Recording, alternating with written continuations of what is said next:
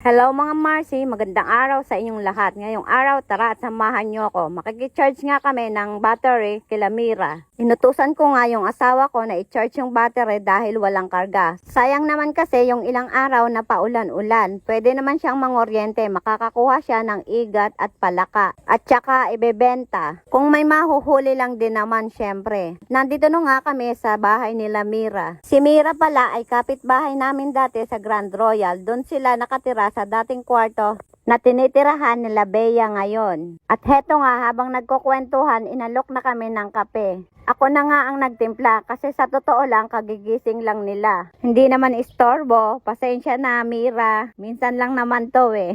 At si Stephanie ko naman nakipaglaro sa dalawang anak ni Mira. Dala-dala na nga niya yung skating board. Sa bagay, sanay naman kasi dito mga Marcy si Stephanie kasi dati madalas kaming pumunta rito. Kaya nga lang ngayon lang naulit kasi naging bisibisihan ang Marcy ninyo. Mahigit isang buwan din kasi kami doon kila Abigail. Nung nakauwi naman ako sa amin, hinarap ko na rin yung walisin kasi alas 10 na kami inabot doon kila Mira. Heto naman yung manggang na pamulot kanina ng asawa ko. Ang dami na ngang nahihinog sa puno kaya nagkakandalaglagan. Pagkatapos ko nga magwalis, pumunta naman ako sa kangkungan para kumuha ng kangkong dahil magsisigang ako ng baboy. Harapan nga lang muna mga Marcy ang winalis ko dahil basa pa ang lupa. Ilang gabi na rin kasing umuulan. At heto nga, nandito na ako sa taniman ng kangkong. Nangunguha na rin ako. Tingnan nyo mga Marcy, ilang araw pa nga lang umuulan pero malago na uli ang kangkong. Nung huling vlog ko nga mga Marcy, nahagip siya ng camera. Ito yung tuyo na yung dahon, pati na rin yung sapa. Pero ngayon, tingnan nyo, madami na naman tubig. At malago na rin yung mga dahon ng kangkong. Ito rin talaga mga Marcy, ang kainaman sa mga may tanim or sa malawak ang bakuran kasi pwede kang magtanim. In case na wala kang pambili, kukuha ka na lang. Heto, nadaanan ko pa yung sili kaya kumuha na rin ako. Pauwi na nga ako dyan mga Marcy para magsimula ng magluto. Pero syempre bago ako magluluto, hugasan ko munang mabuti yung kangkong. Dahil syempre ito yung tuyo ng mga nakaraan, marami pa rin siyang alikabok kahit pa sabihin na umulan. Habang naghuhugas naman ako ng kangkong, nakita ko si Sophia papalapit at may dalang lutong ulam galing nga kila Bea. Nakapagluto na pala sila ng kalderetang manok habang ako naman magluluto pa lang.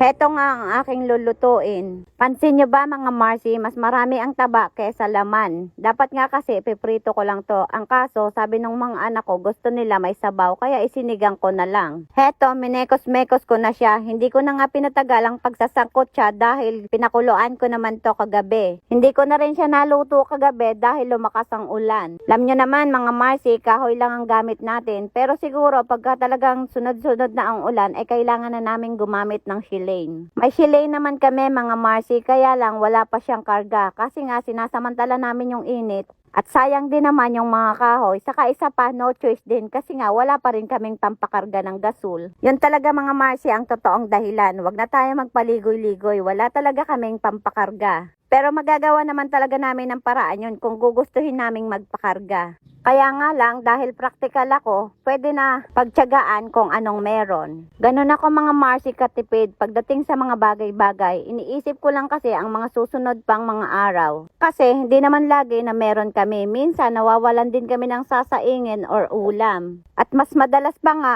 ulam. Kaya nga lang dahil may mga gulay-gulay dito, nare-resolve ako naman. Kaya nakakaraos kami sa araw-araw. Alam niyo na mga Marcy kung anong buhay meron kami. Hindi naman ako magpapaka-impokrita. Hindi rin naman ako mahilig magpaawa. Basta kung anong meron kami, pagtsatsagaan namin. Basta sama-sama lang kami ng mga anak ko. Yan lang naman talaga ang priority ko. Ang buo kaming magpapamilya. Pero syempre, aminado pa rin naman ako na kahit paano gusto kong umasenso. Kaya nga lang kung hindi para sa akin, wala naman akong magagawa. Sabi nga, wag mong ipilit kung hindi para sa'yo. Para hindi ka masaktan. Oy, napunta sa love life, pagkain ng pinag-uusapan. Kau talaga, Aling Marlin. Kung ano-ano nang sinasabi mo. At heto nga, kakain na kami. Saktong 12 nga ako nakaluto. Kain tayo mga Marcy. Mabuti nga mga Marcy, nagkasabay-sabay kami kumain. Kasi sa totoo lang, hindi kami dito sabay-sabay kumakain. Mauna, mahuli. Basta ang mahalaga may pagkain at yung mahuli matitirhan. Ganon nga lang mga Marcy, ang sistema ng buhay namin dito. Ayoko naman magpanggap at sabihin na lagi kaming masaya. Ganon talaga buhay, dumarating ang lungkot at saya. Ano ba yan mga Marcy? Hanggang dito na lang. Ingat kayo palagi. God bless you all. Babush!